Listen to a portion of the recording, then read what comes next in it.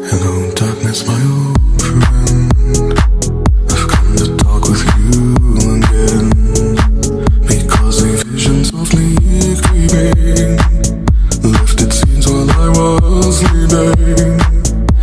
And the vision that was planted in my brain still remains within the sound of silence. In restless dreams I walked alone, narrow streets of cobblestone. 'Neath the halo of a street lamp, I turned my collar to the cold and damp.